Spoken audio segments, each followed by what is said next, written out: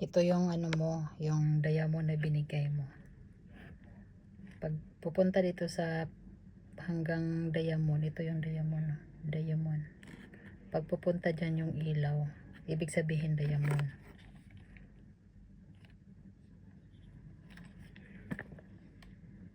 Diba? Piki. Ito yung ring ko na may diamond. Ito yung totoong diamond. May mga ano siya, maliliit na diamond.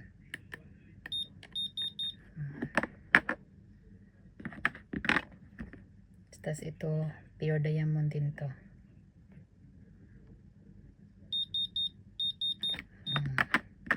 Ito yung binigay mo na sabi mo diamond, hindi yan diamond. Yan wala. Tapos yung pinagawa ko rin dati, wala rin.